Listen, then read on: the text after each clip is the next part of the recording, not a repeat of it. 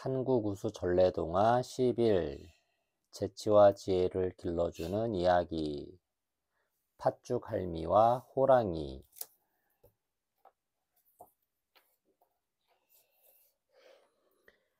옛날 깊은 산속에 할머니가 밭에 팥을 가꾸며 혼자서 살고 있었어요. 산속에는 사람의 그림자라곤 찾아볼 수 없었지만 할머니는 외롭지 않았어요. 사람처럼 말을 하는 여러 친구들이 있었거든요.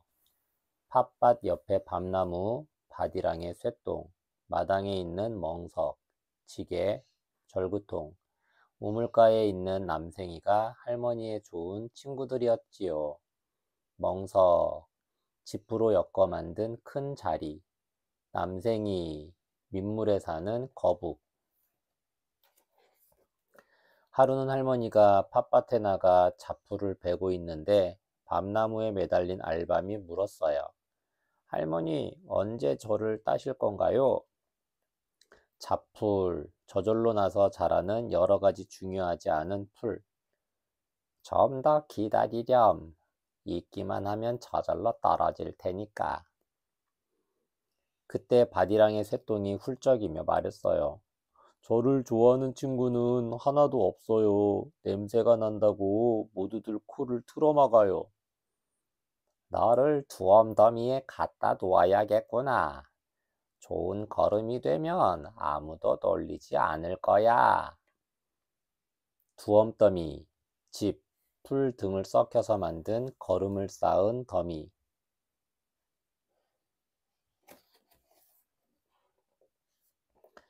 할머니가 지게를 지고 집으로 돌아오자 절구통이 씩씩하게 말했어요. 할머니, 보리쌀을 다 찧어 놓았어요. 오, 수고했다. 너는 언제나 부지런하구나. 지게 녀석 때문에 허리가 아프시죠? 저에게 와서 쉬세요. 멍석의 말에 지게가 화를 벌컥 냈어요. 뭐라고? 집에서 빈둥빈둥 노는 주제에? 그러자 남생이가 혀를 끌끌 차며 말했어요. 너희는 만나기만 하면 싸우는구나. 그만 좀 해. 그러던 어느 날이었어요. 할머니가 팥밭에서 일을 하고 있을 때였어요. 갑자기 어디선가 커다란 호랑이가 나타나 입을 쩍 벌리고 덤벼드는 게 아니겠어요? 에그머니나! 할머니가 뒤로 벌렁 넘어지자 호랑이가 말했어요. 어흥, 할머니를 잡아먹어야겠어. 지금 나는 배가 몹시 고프거든. 아이고, 호랑이야. 나는 뼈만 앙상해서 먹을 게 없단다. 그러니 조금만 기다리렴. 팥이 다 익으면 팥죽을 쑤어서 줄게. 팥죽. 팥을 삶아서 체에 으깨어 받친 다음 맵쌀을 넣어 순 죽. 팥죽이라고? 아, 맛있겠다. 호랑이는 입맛을 다시며 좋아했어요. 흐흐, 팥죽도 얻어먹고 할머니도 잡아먹어야지. 호랑이는 이게 웬 떡이냐 하고 생각했어요. 지금은 그냥 가지만 그 대신 약속을 꼭 지켜야 해, 할멈. 호랑이는 할머니에게 다짐을 받고 산으로 돌아갔어요. 다음 날부터 호랑이는 할머니를 따라다녔어요. 할머니, 호랑이가 왜 할머니를 지켜보고 있어요? 알밤이 묻자 할머니는 호랑이와의 약속을 말해 주었어요. 저도 팥죽 한 그릇 주세요. 그럼 할머니를 도와드릴게요. 할머니, 저도요. 알밤의 말에 두엄더미에 있던 쇠똥도 소리쳤어요. 할머니는 알밤과 쇠똥에게 말했어요. 알았다. 팥죽을 쓰면 한 그릇씩 나누어 줄게. 할머니가 집으로 돌아오자 호랑이가 울타리 위로 고개를 훌쩍 내밀었어요. 할머니, 호랑이가 왜 할머니를 지켜보고 있어요? 절구통과 멍석이 궁금한 듯 물었어요. 그러자 지게가 대신 대답했어요. 팥죽을 쑤어주기 전에 할머니가 달아날까 봐 그러는 거야. 그때 남생이가 말했어요. 우리가 할머니를 지켜드릴게요. 저희도 팥죽 좀 주세요. 그래, 알았다. 여러 날이 지나 팥이 다 여물었어요. 여물다. 나달이나 과일 따위가 충분히 익다. 할머니는 팥을 거두어 가마니에 담았어요. 그러고는 팥 가마니를 창고에 넣었어요. 그때 호랑이가 어슬렁어슬렁 나타나 물었어요. 할머니, 언제 팥죽을 쑤어줄 거지? 응, 눈이 펄펄 내리는 동짓날에 팥죽을 쏠 거야. 동짓날 24절기의 하나, 12월 22일경으로 한 해 가운데 낮이 가장 짧고 밤이 가장 긴 날이라고 함. 드디어 동짓날이 되었어요. 밖에는 눈이 펄펄 내리고 있었어요. 할머니는 부엌에서 팥죽을 쑤었어요. 알밤은 아궁이 위에서, 남생이는 물항아리 앞에서, 절구통과 멍석과 지게와 쇠똥은 부엌문 옆에서 팥죽이 익기를 기다리고 있었어요. 아궁이, 방이나 솥 등에 불을 때는 구멍. 한편 호랑이는 쿨쿨 늦잠을 자고 일어났어요. 가만히 있자. 오늘이 무슨 날이더라? 굴에서 나온 호랑이는 눈이 펑펑 내리는 것을 보았어요. 오, 그래. 오늘이 바로 동짓날이로구나. 팥죽도 얻어먹고 할머니도 잡아먹어야지. 호랑이는 싱글벙글 웃으며 산을 내려가기 시작했어요. 할머니는 커다란 가마솥에서 팥죽을 퍼내어 친구들에게 한 그릇씩 나누어 주었어요. 친구들은 팥죽을 냠냠 쩝쩝 맛있게 먹었어요. 하지만 할머니는 걱정스러운 얼굴로 중얼거렸어요. 호랑이 녀석이 나타날 때가 되었는데 이를 어쩌지? 정말 큰일 났네. 할머니, 걱정하지 마세요. 우리가 지켜드릴게요. 가마솥, 크고 가운데가 둥그스름하게 들어간 솥.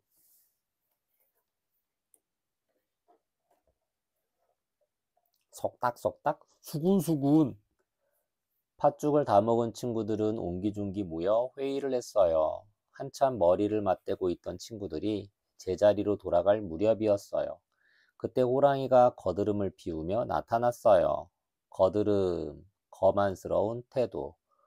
할머니, 나왔어. 어서 팥죽을 줘. 그러자 방 안에 있던 할머니가 친구들이 미리 가르쳐준 대로 호랑이에게 말했어요. 날씨가 춥지? 먼저 부뚜막에 가서 불을 쬐렴. 부뚜막, 부엌에 아궁 위에 걸쳐놓은 솥 언저리의 평평한 자리. 호랑이는 부엌으로 들어가 아궁이 앞에 앉았어요. 그때 아궁이 속에 있던 알밤이 톡 튀어나와 호랑이의 머리를 때렸어요. 하얏! 호랑이는 머리를 잡고 엉거주춤 일어서다가 바닥에 있던 쇠똥을 밟고 주룩 미끄러졌어요. 아이쿠, 더러운 똥이. 호랑이는 발을 씻으려고 물 항아리 속에 발을 넣었어요. 그러자 남생이가 호랑이 발을 물고 늘어졌어요. 아이고, 발이야. 호랑이가 부엌에서 뛰쳐나오려는데 부엌 문 위에 매달려 있던 절구가 떨어져 호랑이의 머리를 쿵 내리쳤어요. 호랑이가 마당에 펼쳐진 멍석 위에 털썩 쓰러졌어요. 멍석이 호랑이를 둘둘 말자 문 옆에 서 있던 지게가 호랑이를 짊어지고 강가로 달려가 호랑이를 물속에 붕덩 빠뜨려 버렸지요. 그 뒤 할머니는 호랑이가 사라진 산골에서 팥밭을 가꾸며 친구들과 행복하게 살았답니다. 엄마 아빠랑 함께 읽어요. 팥죽 할미랑 호랑이. 옛날 옛적 팥죽과 호랑이 이야기. 마음씨 곱고 부지런한 할머니는 산속 마을에서 혼자 살고 있었지만 외롭지 않았습니다. 할머니 곁에는 늘 좋은 친구들이 함께 있기 때문이었어요. 들에 일하러 나가면 알밤과 새똥이 반겨주고 집에 돌아오면 지게와 멍석, 절구통과 남생이가 기다리고 있었답니다. 그러던 어느 날 덩치가 커다란 호랑이가 나타나 할머니를 잡아먹겠다고 덤벼들었어요. 지혜로운 할머니는 흰눈이 펑펑 내리는 동짓날에 맛있는 팥죽을 쑤어주겠다며 호랑이를 살살 달랬어요. 마침내 동짓날이 되자 팥죽을 얻어먹으려고 온 미련한 호랑이를 할머니와 친구들이 모두 힘을 합해 물리쳤어요. 할머니와 친구들이 호랑이를 혼쭐 내주는 장면은 옛 이야기의 특성상 내용이 조금씩 차이가 날 수 있는데 배꼽을 잡을 만큼 재미있고 퍽 유쾌한 것만은 사실이지요.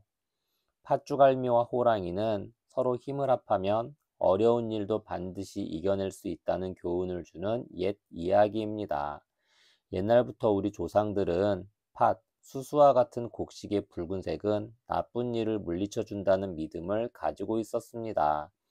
그래서 아이들의 돌이나 이삿날에는 수수로 경단을 빚거나 팥으로 떡이나 죽을 만들어 집안 곳곳에 있는 가신들을 달랬다고 하지요. 이야기 속의 할머니가 팥죽을 쏜 것도 이러한 의미로 해석할 수 있을 것입니다. 동짓날, 음, 밤이 가장 긴 날, 동짓날. 할머니는 호랑이에게 동짓날 팥죽을 쑤어 주기로 했습니다. 동짓날은 1년 중에 밤이 가장 긴 날입니다. 동짓날이 지나면 낮이 차차 길어지기 때문에 동짓날을 작은 설이라고도 했습니다.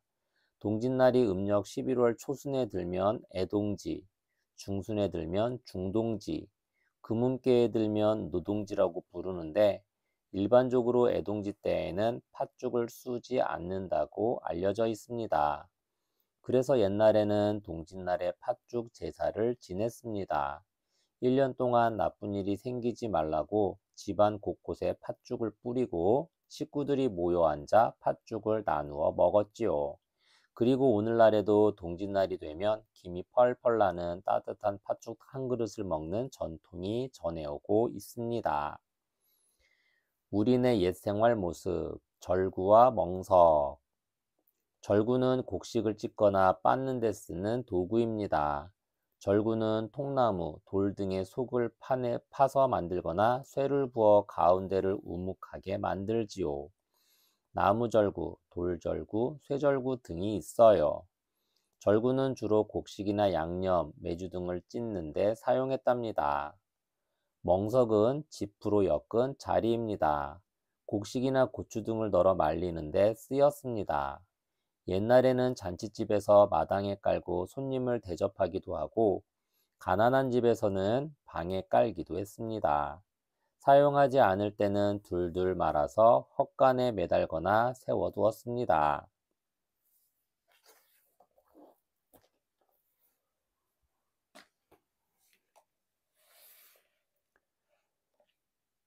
산골에서 팥 농사를 짓고 있는 할머니에게 호랑이가 다가와 잡아먹겠다고 했어요.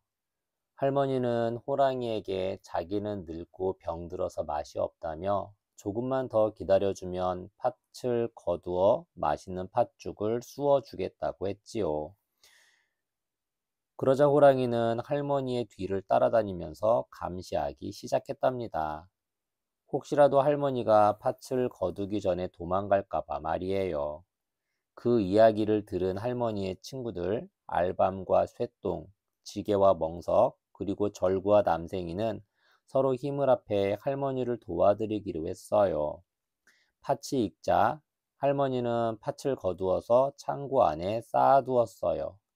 할머니는 호랑이에게 흰눈이 펑펑 오는 동짓날이 되면 팥죽을 쑤겠다고 대답했지요. 이윽고 동짓날이 되자 할머니는 가마솥에 팥죽을 쑤기 시작했답니다. 알밤도 한 그릇, 쇠똥도 한 그릇, 지게와 멍석도 한 그릇씩, 절구와 남생이도 한 그릇씩 팥죽을 떠주고 나서 할머니는 깊은 한숨을 내쉬었어요. 이제 호랑이가 찾아올 텐데 어떻게 하면 좋을까요? 퀴즈. 1. 할머니는 호랑이에게 왜 팥죽을 쓸 때까지 기다리라고 했나요? 2. 호랑이는 왜 할머니의 뒤를 따라다녔나요? 3. 팥죽은 언제 먹는 음식일까요? 4. 물항아리에서 호랑이의 발을 문 친구는 누구일까요?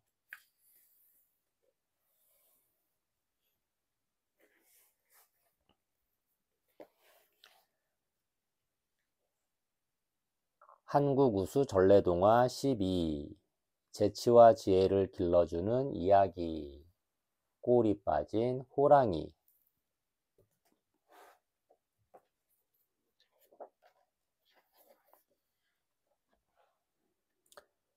호랑이가 나무 그늘에서 낮잠을 자다 일어났어요. 잘 잤다. 그런데 배가 좀 고프네. 호랑이는 입을 쩝쩝거리며 주위를 둘러보았어요. 뭐 좀 먹을 것 없나? 그때 풀숲에서 토끼 한 마리가 튀어나왔어요. 토끼는 나무 아래에 호랑이가 있는 줄도 모르고 깡충거리며 뛰어왔어요. 어? 웬 토끼야? 토끼를 본 호랑이는 얼른 나무 뒤로 숨었어요. 그러고는 토끼가 가까이 오자 와락 덮쳤어요. 엄마야! 토끼는 호랑이에게 잡히고 말았지요. 흐흐흐. 그렇지 않아도 배가 고팠는데 잘 됐군. 호랑이는 토끼를 머리부터 먹을까 꼬리부터 먹을까 궁리했어요. 호랑이님, 잠깐 제 말 좀 들어보세요. 토끼가 얼른 꾀를 냈어요. 꾀, 일을 그럴듯하게 꾸미는 교묘한 생각이나 수단.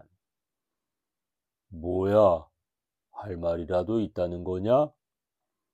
호랑이는 토끼를 잡아먹으려다 멈추었어요. 사실은 제가 지금 돌떡을 구워 먹으려고 했거든요. 뭐? 돌떡이라고? 호랑이는 돌떡이라는 말에 귀가 솔깃했어요. 호랑이는 떡을 아주 좋아했거든요. 그래, 그 돌떡이 맛있냐? 그럼요. 얼마나 맛있는데요. 지금 구워드릴까요? 토끼는 생글생글 웃으며 호들갑스럽게 말했어요. 그래, 그래. 당장 구워봐. 토끼는 얼른 나뭇가지를 모아 불을 피웠어요. 그런 다음 냇가에서 예쁜 돌 11개를 주워와 불 위에 얹었어요. 이게 돌떡이란 말이지? 호랑이는 활활 타오르는 불 속의 돌을 보며 침을 꿀꺽 삼켰어요. 예, 빨갛게 익으면 먹을 수 있어요. 그래? 흠, 흠. 호랑이는 또 한 번 침을 꿀꺽 삼켰어요. 아참, 꿀을 잊었네요. 돌떡은 꿀을 발라야 제맛이거든요. 얼른 가서 꿀 가져올게요. 혼자 돌떡을 드시면 안 돼요. 10개인 거 다 알고 있으니까요. 호랑이는 토끼가 꿀을 가지러 가자 돌을 세어 보았어요. 하나, 둘, 셋, 넷, 11개잖아. 호랑이는 돌을 다시 세어 보았어요. 11개 맞네. 토끼 녀석 바보 아니야? 호랑이는 빨갛게 달궈진 돌을 냉큼 집어 꿀꺽 삼켰어요.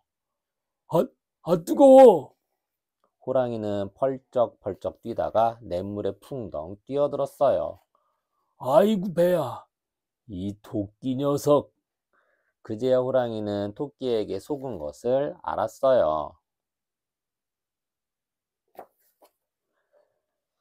며칠 뒤에 호랑이는 토끼를 다시 만났어요. 너 이 녀석, 잘 만났다. 호랑이는 토끼를 꽉 움켜쥐었어요. 호랑이님, 그날 제가 얼마나 찾았다고요? 아니, 왜? 호랑이는 화가 조금 풀렸어요. 돌떡은 꿀을 발라야 뜨겁지 않고 말랑말랑해지는데 꿀을 구해서 가보니 안 계시더라고요. 그랬었구나. 호랑이는 토끼를 슬며시 놓았어요. 어쨌든 죄송해요. 대신에 이번엔 참새를 실컷 먹게 해드릴게요. 그, 그게 정말이냐? 호랑이는 다시 귀가 솔깃해졌어요. 그럼요. 눈을 감고 입만 벌리고 계세요. 참새가 우르르 들어갈 거예요. 호랑이는 참새가 호랑이는 토끼가 시키는 대로 눈을 감고 입을 떡 벌렸어요. 얼마 있다가 후두둑 하는 소리가 들렸어요. 옳지. 참새들이 날아오는구나. 호랑이는 입을 더 크게 벌렸어요. 그런데 왜 이렇게 뜨거워? 호랑이는 더 이상 참지 못하고 눈을 번쩍 떴어요. 그런데 이게 뭐예요? 토끼는 없고 주위의 풀들이 후루룩 타고 있었어요. 호랑이 살려! 호랑이는 몸에 붙은 불을 끄려고 냇가로 달렸어요. 강물이 꽁꽁 언 겨울이 되었어요. 호랑이는 강 얼음 위에 토끼가 있는 것을 보았어요. 옳지. 요 녀석 딱 걸렸다. 호랑이는 얼른 뛰어가 토끼 앞에 섰어요. 오늘은 꼭 너를 잡아먹고야 말겠다. 그러자 토끼가 호랑이를 빤히 쳐다보며 조그만 소리로 말했어요. 쉿! 조용히 하세요. 지금 호랑이님 드리려고 물고기를 잡는 중이에요. 뭐? 날 주려고? 얼마나 잡았는데? 호랑이는 금세 또 입맛을 다셨어요. 아직 잡지는 못했고요. 곧 이리로 튀어나올 거예요. 토끼는 뚫어진 얼음 구멍을 가리켰어요. 그래? 이만큼 잡거라. 난 물고기를 아주 좋아하니까. 호랑이는 팔을 크게 벌려 보였어요. 그런데 물고기를 잡으려면 미끼가 있어야 되거든요. 미끼, 남을 꿰어내기 위한 수단이나 물건. 토끼는 호랑이 귀에다 대고 속닥거렸어요. 좋은 생각이 났어요. 호랑이님 꼬리를 얼음 구멍에 넣어 미끼로 쓰는 거예요. 그럼 고기들이 많이 잡히지 않겠어요? 그 정도야 어려울 것도 없지. 호랑이는 얼음 구멍에다 꼬리를 집어넣었어요. 그렇지만 넌 꼼짝 말고 내 앞에 있어야 돼. 호랑이는 토끼가 또 도망갈까 봐 걱정이었어요. 시간이 한참이나 지났어요. 토끼야, 얼마나 기다려야 물고기가 잡히겠냐? 지루해진 호랑이가 물었어요. 조금만 더 기다리세요. 곧 큰 물고기가 잡힐 거예요. 호랑이는 다시 한참을 기다렸어요. 토끼야, 아직 멀었냐? 호랑이는 꼬리가 너무 시려워 다시 물었어요. 그럼 어디 볼까요? 토끼는 호랑이 꼬리 주위의 얼음을 두드려 보았어요. 아주 딱딱하게 얼어 있었어요. 그러자 토끼는 슬금슬금 도망가며 말했어요. 잘 있어라, 이 어리석은 호랑이야. 호랑이는 토끼를 쫓아가려고 했으나 물에 빠뜨린 꼬리가 얼어붙어 꼼짝할 수가 없었어요. 한참이나 낑낑대고서야 겨우 꼬리를 뺄 수 있었답니다. 엄마 아빠랑 함께 읽어요. 꼬리 빠진 호랑이. 옛날 옛적 꽤 많은 토끼와 꼬리 빠진 호랑이 이야기. 꼬리 빠진 호랑이는 용맹한 숲속의 왕이라고 자부하는 호랑이가 꽤 많은 토끼에게 3번이나 속임을 당하는 재미있는 이야기입니다.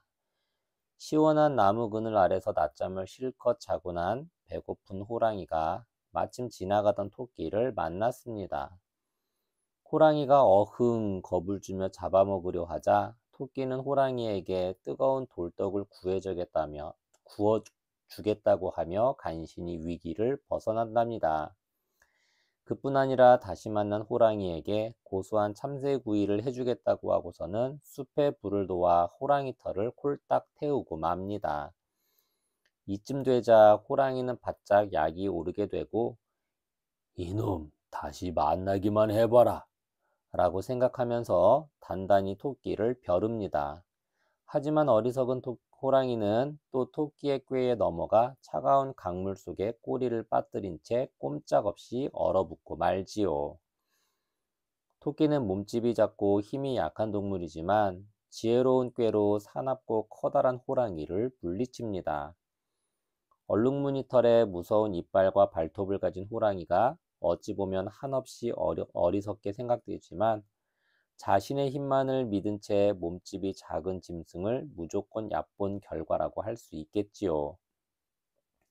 우리나라 전설에서는 약자인 토끼를 현명한 사람으로 내세우는 반면 강자인 호랑이를 어리석은 사람으로 전형화한 이야기가 많답니다. 영리함과 연약함을 상징하는 토끼. 우리나라 민담에서 토끼는 영리함과 연약함을 상징하는 동물로 자주 나옵니다. 토끼가 힘이 약하고 몸집이 작은 것에 반해 매우 영특하고 착한 동물로 그려지지요. 그래서 토끼는 체구가 크고 힘이 강하지만 어리석은 동물에게 저항하는 의롭고 꽤 많은 동물 역할을 도맡습니다. 토끼는 속임수의 명수라고 불릴 정도로 꾀보, 꾀쟁이로 알려져 있답니다. 이러한 토끼의 성격은 우리나라뿐만 아니라 세계 여러 나라의 전설이나 신화 속에도 비슷하게 나타나 있습니다. 우리네 옛생활 모습 떡, 찰떡궁합, 남의 떡이 커 보인다와 같은 속담에서처럼 떡은 우리 생활과 깊은 관련이 있는 음식입니다. 생일, 혼인, 회갑, 제사 등의 잔치에서 빼놓지 않고 등장하지요. 떡은 곡식 가루를 찌거나 삶아서 만드는데 다양한 맛과 색깔을 내지요. 우리나라에서는 액마기로 떡을 해먹는 풍습도 있습니다. 옛날에는 재래식 화장실에서 아이가 빠질 경우 애군을 막기 위해 쌀가루로 송편 크기만한 떡을 100개 정도 만들어 변을 당한 아이가 똥떡 똥떡 하고 외치면서 이웃 사람들에게 골고루 나누어 주었습니다. 또 백일상에는 붉은 수수 경단을 올리는데 여기엔 아이에게 나쁜 일이 일어나지 못하게 하는 의미가 담겨 있답니다.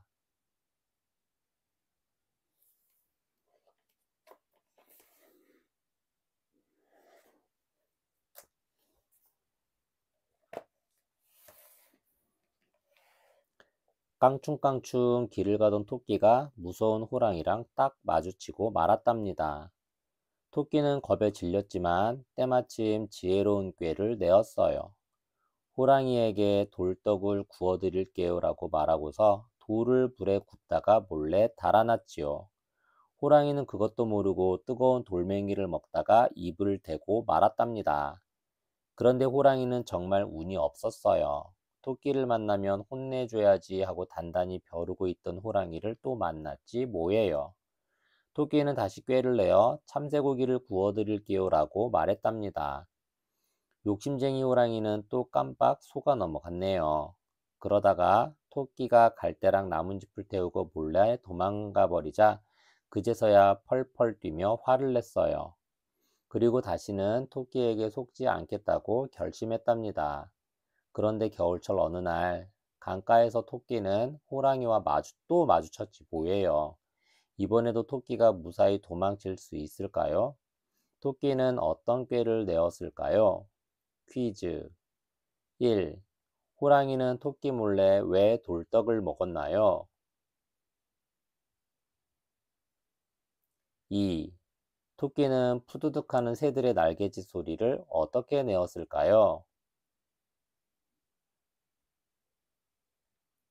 3.